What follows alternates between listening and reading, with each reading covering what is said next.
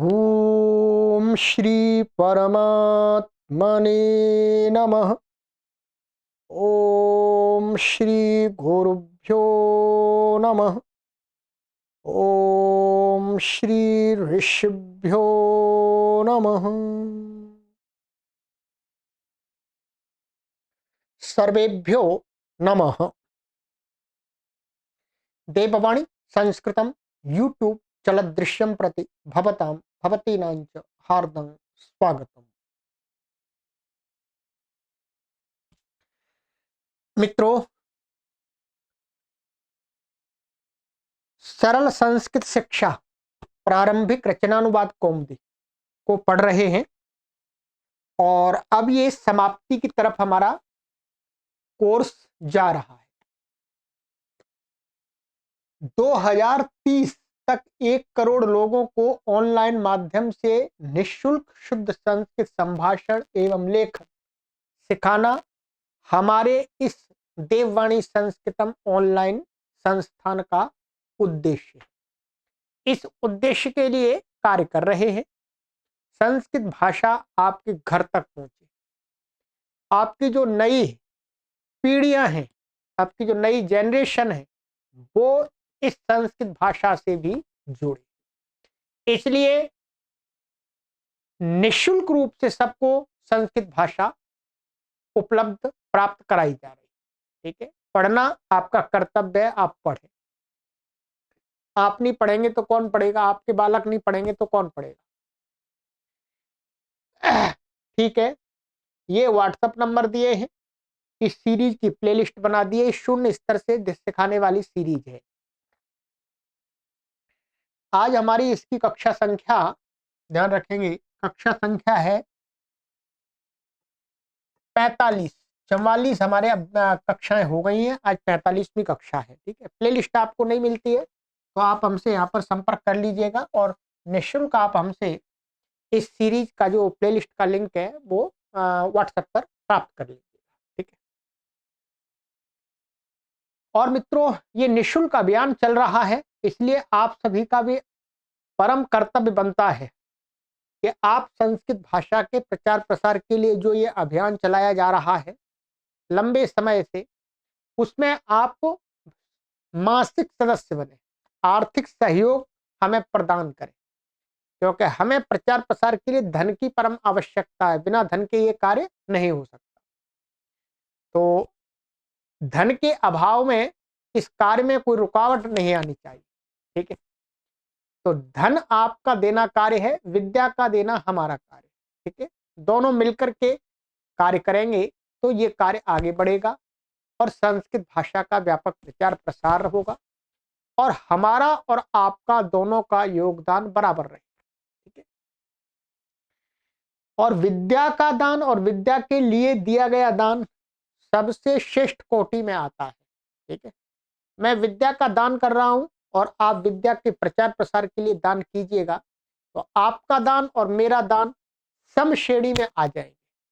मुझे जो फल मिलेगा वही फल आपको भी मिलेगा। तो जो भी लोग, मैं निवेदन करता रहता हूं कि आप ऐसी जगह ऐसे कार्य में दान दीजिएगा जिससे आपको उसका अधिक फल मिलना चाहिए, अच्छा फल मिलना चाहिए, सुफल मिलना चाहिए, आपके अधिक पुण्य का अर्जन होना चाहिए। और वो एक ही स्थान है, वो है विद्या का प्रचार प्रसार। जहां हो रहा हो वहां पर आप अपना दान दें। विद्या से ही मनुष्य का निर्माण होता है, मनुष्य के निर्माण से ही संसार में एक व्यवस्था बनती है। ठीक है, चलिएगा, तो और ये ऐसी विद्या है कि मनुष्य को सभ्य बनाती है, संस्कारित बनाती है। तो ये गूगल पे, फोन पे, पेटीएम नंबर दिए हैं। ठीक है, हम आपको विद्या का दान दे रहे हैं, इसलिए विद्या के दान के लिए मांगना हमारा कर्तव्य है। इसमें आर्थिक सहयोग आपसे मांगना हमारा कर्तव्य है। ठीक है, इसमें कोई वो नहीं है कि हम आपके सामने भिक्षा मांग रहे हैं। नहीं, भिक्षा नहीं मांग रहे, इस अच्छे कार्य को संपन्न करने के लिए सहयोग मांग रहे हैं। ठीक है, चलिएगा, 27 अभ्यास आपके पूर्ण हो चुके हैं। 30 अभ्यास इस पुस्तक के अंदर है। आज हम पढ़ाएंगे आपको 28वां अभ्यास। ठीक है, चलिए।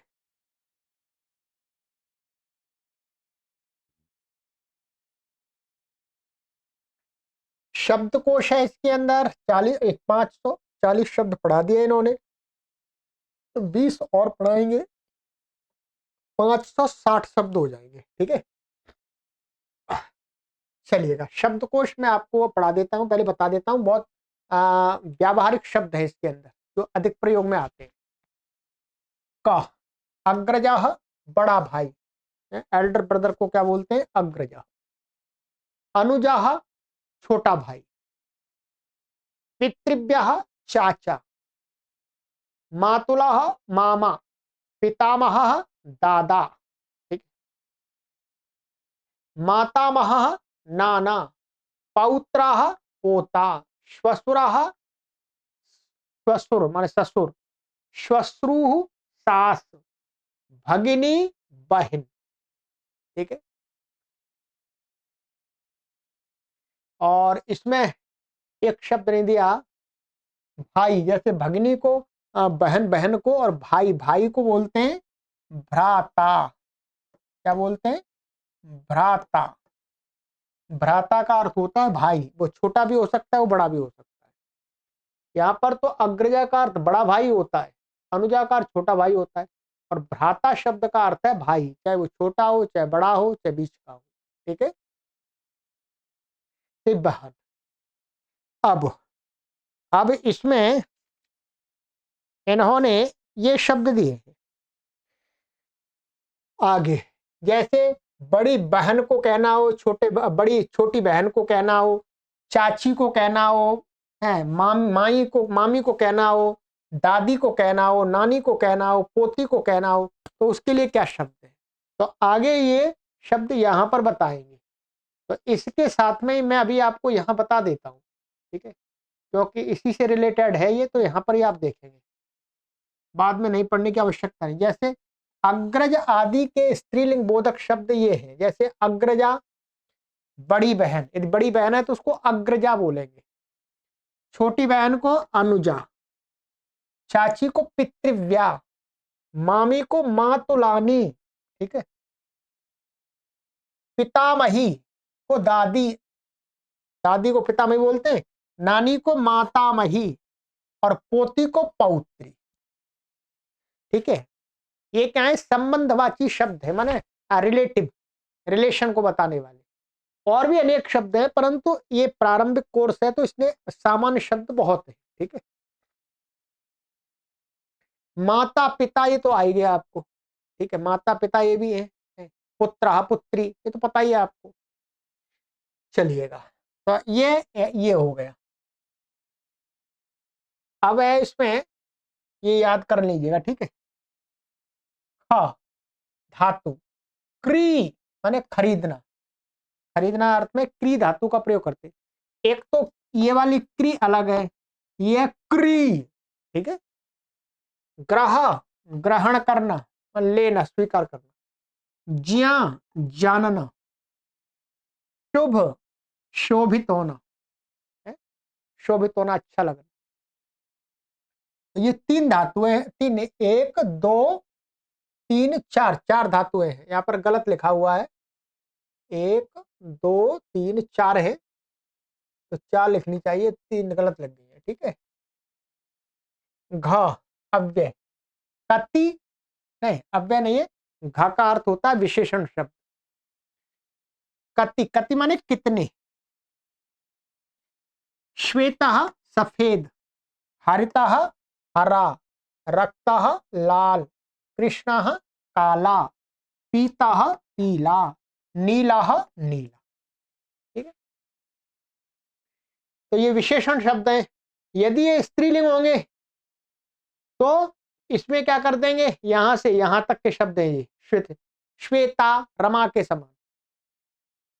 हरिता, रक्ता, कृष्णा, पीता, नीला।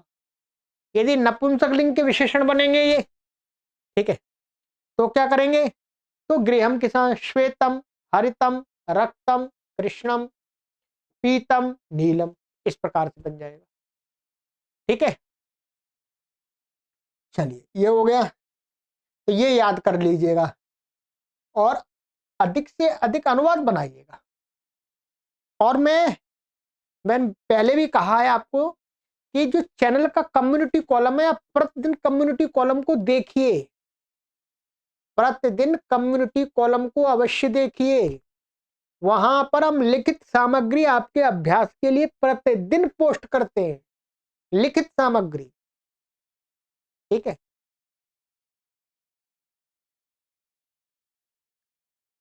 सूचना, सूचना है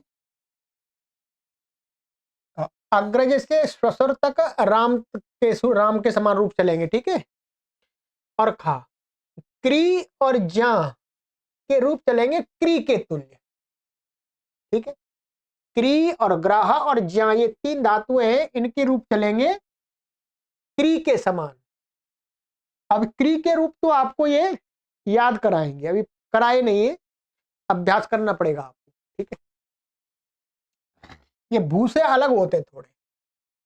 व्याकरण में ये बताएंगे आपको एक, द्वि और तुमुन और क्री, धातु और विसर्ग संधि। ठीक है, इसका अभ्यास कराएंगे। चलिए,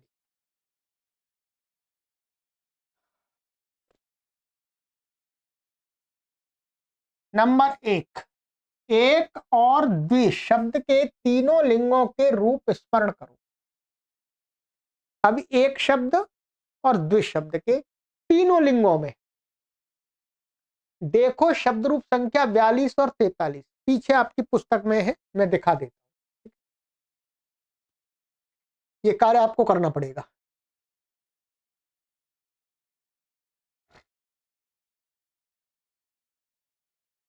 ये लीजिएगा,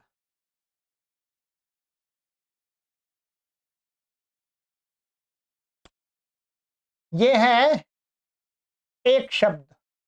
ठीक है, इसके ये पुल्लिंग वाले रूप है, ये स्त्रीलिंग के रूप है, नपुंसकलिंग के हैं और ये स्त्रीलिंग के हैं। ठीक है, और ये एक वचन में ही चलेंगे, क्योंकि एक शब्द एक को कहता है, ये तीनों वचनों में नहीं चलेंगे, ध्यान रखेंगे। ये एक को कहेगा तो एक वचन में चलेंगे, इनका द्विवचन और बहुवचन नहीं होगा, ध्यान रखेंगे। तो चलिएगा, पहले पुल्लिंग का, एकाह, एकम, एकेन, एकस्मै, एकस्मात्, एकस्य, एकस्मिन्। नपुंसकलिंग में एकम, एकम, और फिर आगे पुल्लिंग के समान है ये, एकेन, एकस्मै, एकस्मात्, एकस्य, एकस्मिन्। इसी प्रकार से स्त्रीलिंग में एका, एकाम, एकया, एकस्यै, एकस्याः, एकस्याः, एकस्याम्। ठीक है,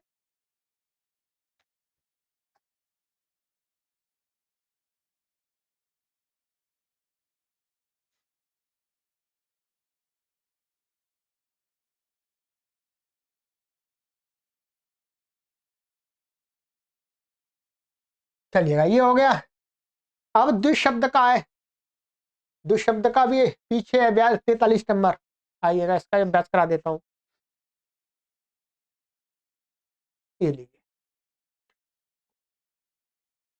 द्विशब्द का रूप द्विवचन में ही चलेगा, एक वचन में बहुवचन में नहीं चलेगा। ठीक है, यहाँ लिखा हुआ है केवल द्विवचन में ही रूप चलते हैं इसके। इसमें क्या होता है, ये पुल्लिंग है, नपुंसकलिंग है, स्त्रीलिंग। स्त्रीलिंग के और नपुंसकलिंग के, और नपुंसकलिंग और स्त्रीलिंग के रूप बिल्कुल समान होते हैं, कोई अंतर नहीं होता, दोनों के एक जैसे ही, तो एक ही रूप दिखाया है। पुल्लिंग के अलग होते हैं थोड़े से, वैसे तो दोनों पुल्लिंग के केवल आरंभ में अलग होते हैं। जैसे पुल्लिंग में द्वौ, द्वौ, द्वाभ्याम, द्वाभ्याम, द्वाभ्याम, द्वयोः, द्वयोः। ठीक है, अब देखिएगा, स्त्रीलिंग और नपुंसकलिंग में केवल ये वाले दो अलग हैं, प्रथमा द्वितीया में। ठीक है, प्रथमा व्यक्ति और द्वितीय व्यक्ति में अलग है, द्वे द्वे, और आगे पुल्लिंग के समान है ये, द्वाभ्याम, द्वाभ्याम, द्वाभ्याम, द्वयोः, द्वयोः। ठीक है, कोई परेशानी नहीं है।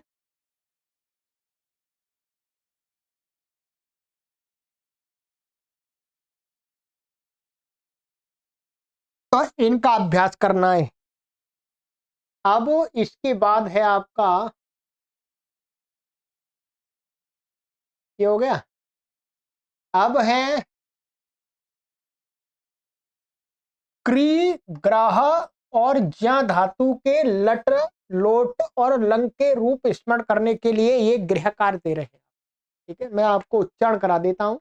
ठीक है, देखो धातु रूप संख्या 37 और 39 क्री के तुल्य ही ज्या और ग्रह के रूप चलाओ। ठीक है, मैं आपका सहयोग करूंगा। चलिए पीछे आ जाइएगा।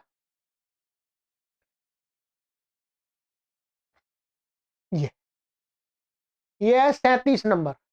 ठीक है, क्री धातु का अर्थ खरीदना है। केवल यहाँ परस्मय पद के रूप दिए गए, ये आत्मने पद में भी चलते हैं, परंतु आपको आत्मने पद में याद करने की आवश्यकता भी नहीं है। आइएगा,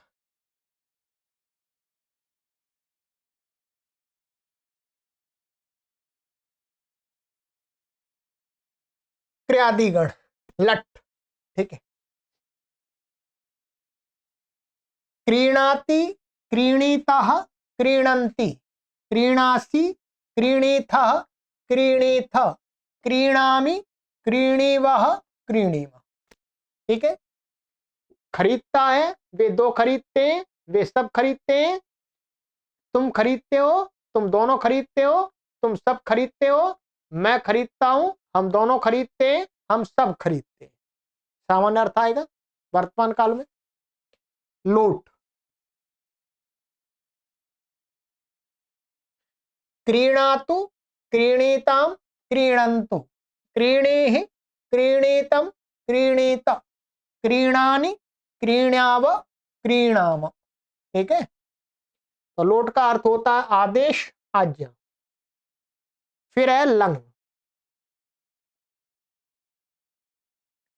अक्रीणात, अक्रीणीताम, अक्रीणन, अक्रीणाः, अक्रीणीतम, अक्रीणीत, अक्रीणाम, अक्रीणीव, अक्रीणीम। ठीक है, बस ये जितना बताया उतना ही कराएंगे आपको लंग के, बस केवल।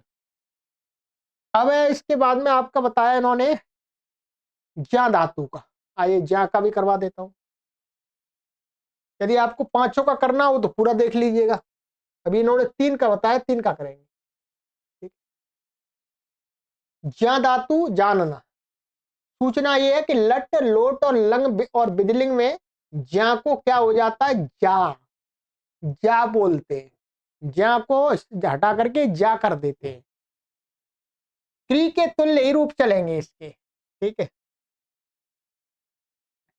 जानाति, जानीतः, जानन्ति, जानासि, जानीथः, जानीथ, जानामि, जानीवः, जानीम।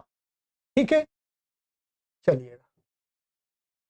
लोट, जानातु, जानीताम, जानन्तु, जानीहि, जानीतम, जानीत, जानानि, जानाव, जानाम।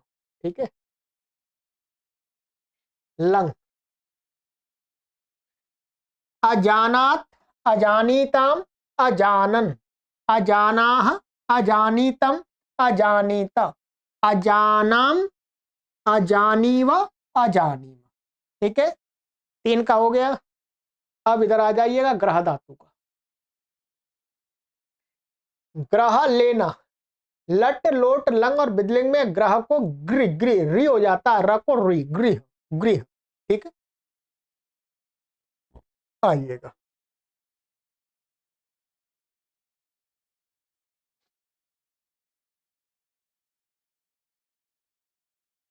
लट, गृह्णाति, गृह्णीतः, गृह्णन्ति, गृह्णासि, गृह्णीथः, गृह्णीथ, गृह्णामि, गृह्णीवः, गृह्णीम। ठीक है, लोट, गृह्णातु, गृह्णीताम, गृह्णन्तु, गृहाण, गृह्णीतम, गृह्णीत, गृह्णानि, गृह्णाव, गृह्णाम। ठीक है, चलिए ये हो गया। लंग। अगृहणात्, अगृहणीताम, अगृहणन, अगृहणाः, अगृहणीतम, अगृहणीत, अगृहणाम, अगृहणीव, अगृहणीम। चलिए ठीक है, लंग 3 का ही करना है, बाकी इन्होंने 3 का ही बताया, इतने का अभ्यास करना है। अब आगे आ रहा है आपका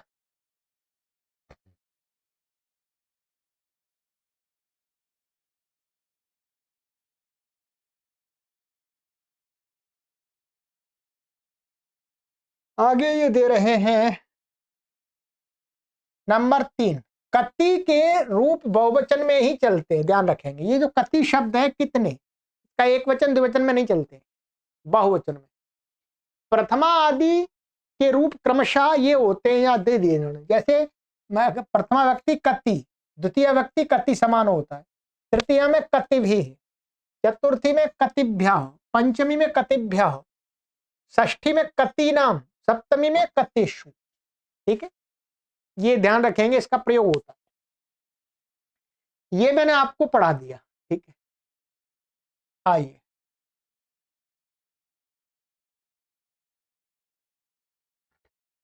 नंबर 5, 1 से 10 तक क्रमवाची संख्या शब्द। ये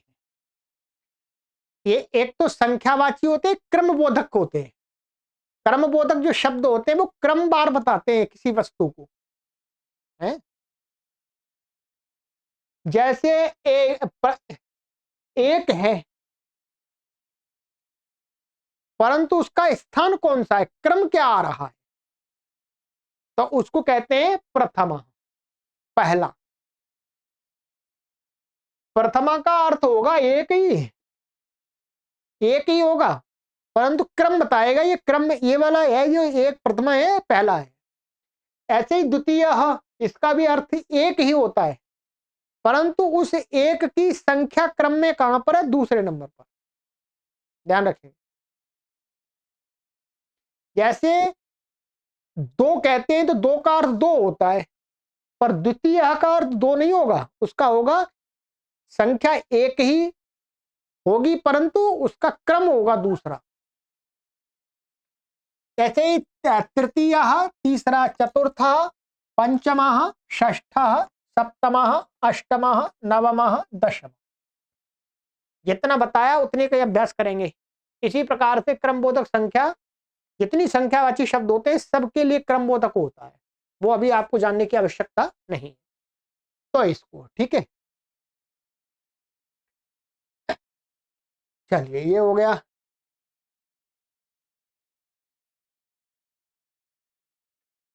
नियम 70। ठीक है, ऐसे इसमें एक बात और बता देता हूं, ये क्या है, ये शब्द विशेषण के रूप में प्रयोग होते हैं। ठीक है, विशेषण के रूप में, जैसे प्रथम, जैसे प्रथमा छात्र, छात्र क्या है, पुल्लिंग है, तो इसके साथ में पहला छात्र हमको कहना होगा, तो प्रथमा छात्र है ऐसा कहेंगे। यदि कोई छात्रा हो, यहां पर क्या हो, छात्रा, प्रथम नंबर की छात्रा हो, तो ये प्रथमा छात्रा नहीं होगा, बदल जाए। जब स्त्रीलिंग के साथ इसका प्रयोग करेंगे, स्त्रीलिंग के लिए, तो ये प्रथमा ऐसा होगा, क्या होगा, प्रथमा। इतना तो आप समझ जाएंगे। यदि कोई नपुंसकलिंग है तो गृह के समान प्रथमम। ठीक है, ऐसे ही द्वितीय, द्वितीयम, तृतीय, तृतीयम। ठीक है, यहां से आगे, यहां से चतुर्था नहीं होता, यहां कोई स्त्री होगी तो उसको बोलेंगे चतुर्थी। स्त्रीलिंग के लिए यहां पर चतुर्थी ही जुड़ता है, और नपुंसकलिंग के लिए वैसा ही होता है, चतुर्थम। ऐसे पंचमी, पंचमम, षष्ठी, षष्ठम, सप्तमी, सप्तमम, अष्टमी, अष्टमम, नवमी, नवमम, नवमम, दशमी, दशमम। ठीक है, ये होता है। चलिएगा, तो ये मैंने आपको अपनी तरफ से बताया एक्स्ट्रा, क्योंकि आपके मन में शंका आ सकती है। अब आ जाइएगा संधि नियम। ठीक है, संधि है, स्टार वाला नियम है, सप्तरमा नियम। ये महर्षि पाणिनि का बनाया हुआ सूत्र है, विसर्जनीयस्य सह। क्या है? विसर्जनीयस्य सह, विसर्ग को स होता है। विसर्ग के बाद वर्ग के एक, दो या श को स हो तो विसर्ग को स हो जाता है। ध्यान रखेंगे, कहीं कोई शब्द है, वाक्य में प्रयोग शब्द है, मानिएगा वहां पर क्या आ रहा? विसर्ग। ऐसा क्या आ रहा? बोलो, विसर्ग। और यदि इसके बाद वर्ण कोई सा आ जाए, माने वर्ग का पहला अक्षर आ जाए अथवा वर्ग का दूसरा आ जाए, ये तो वर्ग तो पता ही है आपको, अथवा श आ जावे, अथवा श आ जावे, अथवा स आ जावे, ठीक, तो उस विसर्ग को क्या हो जाता है? ऐसा स हो जाता है। ध्यान रखें, क्या है? ऐसा स।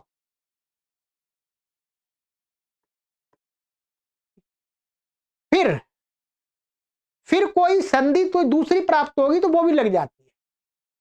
अभी जैसे श या च वर्ग बाद में आ जाए, यदि यह विसर्ग के बाद में श या च वर्ग आ जावे तो उस स को श हो जाएगा। ये संधि पहले पढ़ा दी है, ये संधि आपको, हाँ ये संधि हमने आपको पहले पढ़ा दी है। कौन सी संधि? एक मिनट, ये संधि तो यहाँ आई नहीं इसमें, हाँ आई थी। ये 63 नंबर नियम, 63 63वां नियम था, वो संधि थी। तो वो संधि लग करके क्या हो जाता है? श या च वर्ग बाद में आ रहा हो तो इसी स को फिर श भी हो जाता है। ठीक है, कैसे? जैसे राम तिष्ठति, अब देखिएगा ये विसर्ग है, इसके बाद त आ रहा है, वर्ग का पहला अक्षर, तो इसको हम कैसे लिखेंगे? रामस्तिष्ठति। ये आपकी इच्छा पर निर्भर करता है कि आप इसको ऐसे भी लिख सकते हैं, ऐसे भी लिख सकते हैं, ये भी ध्यान रखेंगे। तो रामस्तिष्ठति, कहा चित, तो यहां पर पहले क्या हो जाएगा? ऐसा हो जाएगा, कस और चित्त। ठीक है, फिर वो 63 माने नियम वाली संधि लग करके स को क्या हो जाएगा? श, कश्चित। राम च रामश्च।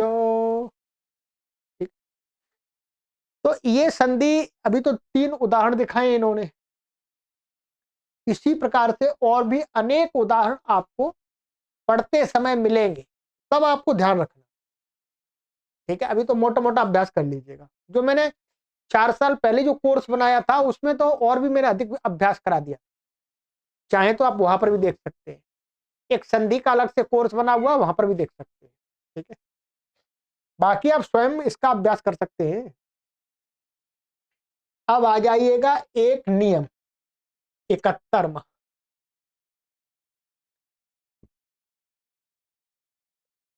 नियम 71 को के लिए, अर्थ को प्रकट करने के लिए धातु से तुमुन प्रत्यय होता है। अब थोड़ा व्याकरण की बात है कि हिंदी में को अथवा के लिए, इन दो प्रकार के अर्थ को बताने के लिए क्या है, हम धातु से क्या कर देते? तुमुन प्रत्यय करते। तुमुन प्रत्यय का क्या है? तुम शेष रहता है, ये ऊ और ना और ऊ हट जाते हैं, तुम। और ये क्या होता है? जब तुम प्रत्यय लगा करके जो शब्द बनता है वो अव्यय होता है। क्या होता है? बोलो, अव्यय। अव्यय होने से इसके रूप नहीं चलते, इसके रूप नहीं चलते, अतः इसके रूप नहीं चलते हैं।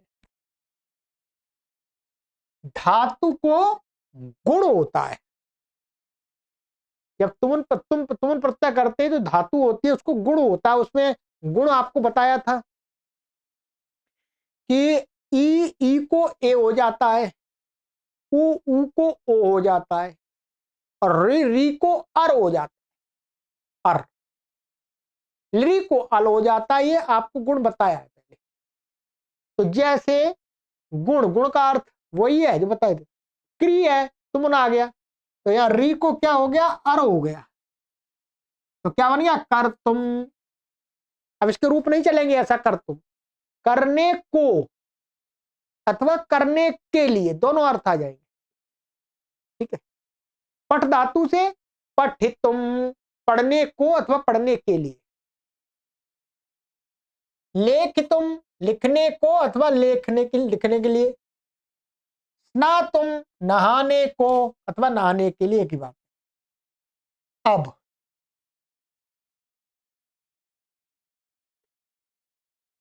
इन धातुओं के ये रूप होते हैं, ये कुछ प्रसिद्ध धातुओं के तुमन प्रत्यय का रूप बता रहे हैं। सभी के तो आपको नहीं बताएंगे, जो मुख्य रूप से प्रयोग होते हैं उनके, तो और इनको आपको याद कर लेना, ध्यान रखना है। जैसे ये कुछ बता दी इन्होंने, ह्री माने हर तुम, हरण करने के लिए, ले जाने के लिए। ध्री धर तुम, धरने के लिए, धारण करने के लिए। रुद रोद तुम, रोने को अथवा रोने के लिए। गम गन तुम, जाने को अथवा जाने के लिए। हन तुम, मारने को, मारने के लिए अथवा मारने को। पच पक तुम, पकने के लिए, पकाने के लिए अथवा पकाने को। खाद खादे तुम, खाने के लिए अथवा खाने को। छिद छेद तुम, यहां पर ये गलत है, दो ता आएंगे, ठीक है। छेद तुम, तो काटने के लिए अथवा काटने को। दा तुम, देने को अथवा देने के लिए। पा तुम, पीने के लिए अथवा पीने को।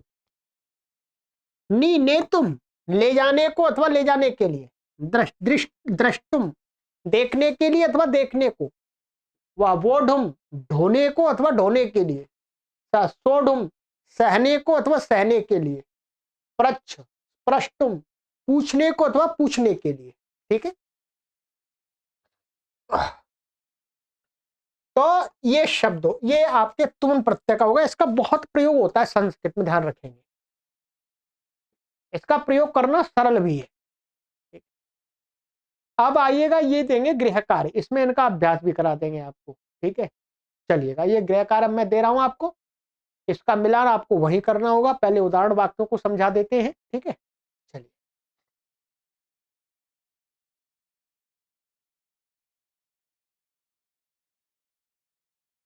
उदाहरण वाक्य, मैं पढ़ना चाहता हूं। तो मैं पढ़ना चाहता हूं का, मैं पढ़ने को चाहता हूं, तो पढ़ने के लिए चाहता हूं। तो अहम पठितुम इच्छामि, अहम कार्यम कर्तुम शक्नोमि, मैं कार्य को करने के लिए समर्थ हूं।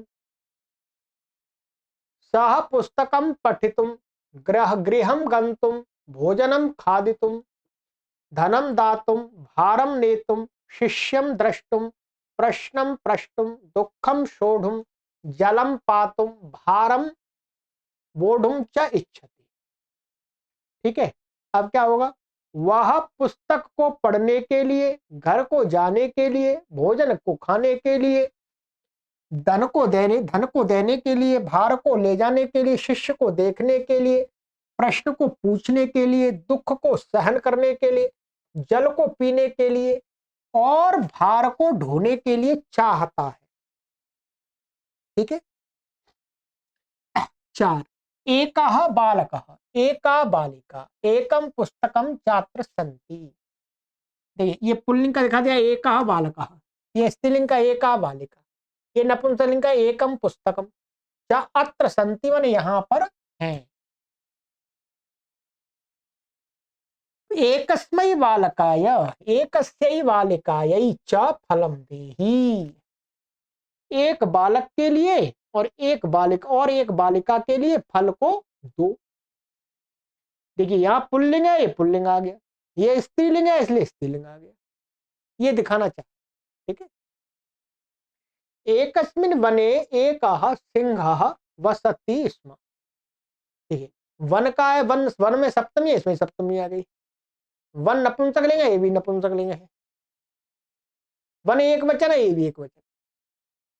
तो एकस्मिन् एक वचन में ही होता है ये तो, एक तो एक वन में एक सिंह रहता था। द्वौ छात्रौ द्वे बालिके द्वे पुस्तके छात्र संति। दो छात्र, दो बालिकाएं और दो पुस्तकें यहां पर हैं। स वस्त्रम क्रीणाति क्रीणातु अक्रीणात वा। वह वस्त्र को खरीदता है, खरीदे अथवा खरीदा। स धर्मम जानाति जानातु अजानात वा। वह धर्म को जानता है, जाने अथवा जाना। स धनम गृहणाति, वह धन को ग्रहण करता है। अब उदाहरण वाक्य तो मैंने समझा दिए, वैसे तो आप अपने आप भी समझेंगे तब आपको अच्छा अभ्यास होगा। ठीक है, चलिए मैंने आपका सहयोग किया। अब ये दिए जा रहे हैं आपको वाक्य, 20 वाक्य है, ध्यान रखेंगे। इनको आपको बनाना है और डिस्क्रिप्शन में लिंक दिया है, उस पर क्लिक करके मिलान कर अच्छी प्रकार।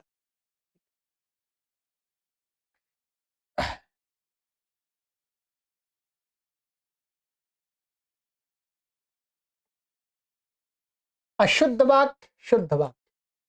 नंबर 1, लिखितुम प्रच्छितुम दर्शितुम, ये गलत है, ये नहीं बनता। तुम उनका क्या बनेगा? लेखितुम प्रष्टुम द्रष्टुम। ठीक। 2, क्रयति जानात जानती जान, ये गलत है। ठीक है। क्रीणाति जानाति जानीहि, ये बनेंगे। ठीक है, धातु रूप है, गलत थे। अब आइएगा और क्या बता रहे हैं। 4, अभ्यास का 2, जो 2 नंबर था उसमें ग को बहुवचन में बदलो। तो यहां पर ये ग में है, ग 13 से लेकर के 20 माने 8 वाक्य है। इनको आपको क्या करना है? बहुवचन में बदलना। ठीक है, तो बहुवचन में बदलिएगा और मिलान वहीं से कर लीजिएगा। एक और द्वि शब्द के तीनों लिंगों के पूरे रूप लिखो। ये मैंने आपको उच्चारण करा दिया, लिख सकते हैं तो लिख लीजिएगा। ग क्री ज्या ग्रह के लट और लंग के रूप लिखो, ये भी आपको उच्चारण करा दिया मैंने। घ इनके तुमन के रूप लिखो, तो ये तो अभ्यास में बना के लिख ही दिए हैं। ठीक है, आपको लिखना है अभ्यास करने के लिए। और ये संधि दिए, संधि करो। हरि तत्र कह तिष्ठति रामः च हरिः च। तो इनको बनाइएगा संधि का नियम लगा करके और मिलान की। बस इस सीरीज में 2 अभ्यास और शेष हैं, फिर मैंने ये आपको सीरीज बना दी है। ठीक है, कुछ भी करना हो, कुछ भी प्राप्त करना हो तो उसके लिए परिश्रम करना। बिना परिश्रम के चाहे कोई कितना भी शक्तिशाली और सामर्थ्यशाली इस संसार में प्राणी हो, तो भी अपने आप उसे कुछ नहीं मिलता। अपने आप भोजन की प्राप्ति नहीं होती, उसको भी पुरुषार्थ करना पड़ता है। संस्कृत साहित्य में उदाहरण देते हैं कि जो शेर है, जंगल का बेशक वो राजा हो, शक्तिशाली हो, परंतु बिना परिश्रम किए उसके भोजन के लिए जंगल के पशु प्राणी उसके पास में अपने आप उसके मुख में नहीं आते। उसको भी भोजन प्राप्ति के लिए पुरुषार्थ करना पड़ता है, चाहे कितना भी शक्तिशाली हो। तो ऐसे ही ये है विद्या। इसमें भी जो परिश्रम करेगा वो प्राप्त करेगा। मैंने परिश्रम किया है, मैं इसको जानता हूं, सीख गया हूं, आपको सिखाता हूं, आप भी परिश्रम करेंगे तो आप भी अच्छी प्रकार से सीख जाएंगे। बिना परिश्रम के तो कोई नहीं सीख सकता। मैंने सीख लिया तो मेरा बेटा या मेरी बेटी बिना परिश्रम के सीख जाएंगे, ये तो पॉसिबल नहीं है। उनको ही परिश्रम करना पड़ेगा, है? तो आपको भी परिश्रम करना पड़ेगा। ठीक, चलिए यही निवेदन है कि आप इस चैनल पर पढ़ने के लिए आते हैं तो थोड़ा मन लगा के पढ़िए। 1 वर्ष तक निरंतर अध्ययन कीजिएगा, 2 वर्ष तक अध्ययन निरंतर कीजिएगा, तब आप भाषा सीख। ठीक है, चलिए अपने मित्रों को इस चैनल से अवश्य जोड़ें। और आपसे निवेदन किया था, अंत में फिर करते हैं कि आप हमारे इस अभियान के मासिक सदस्य बनिएगा। विद्या के प्रचार प्रसार के लिए आपके अर्थ की, हमें आपके धन की आवश्यकता है, क्योंकि हम हैं निर्धन व्यक्ति। क्या है? हम हैं निर्धन व्यक्ति। आप हमारी वेशभूषा से देख सकते हैं कि हम वास्तव में निर्धन है, हमारे पास में धन नहीं है, परंतु ये काम हमने चालू किया हुआ है, तो अब इसको चलाना है तो धन तो चाहिए। अब की बार इस महीने भी जो बिजली का बिल आया वो 4200 रुपए आ गया है। इसको चलाने के लिए, इसके कारण से तो इसमें लाइटें खर्च होती है बहुत सारी, ये बोर्ड लाइट से चलता है, तो इसके लिए पैसे चाहिए। मेरे पास तो कोई पैसे नहीं है, मैं कोई जॉब भी नहीं करता। ठीक है, जॉब यही करता हूँ, कार्य करता हूँ, ये जॉब से तो कई गुना कार्य करता हूँ, परंतु सैलरी तो नहीं मिलती मुझे, है? चलिएगा, तो आप सहयोग कीजिएगा। सर्वेभ्यो नमः।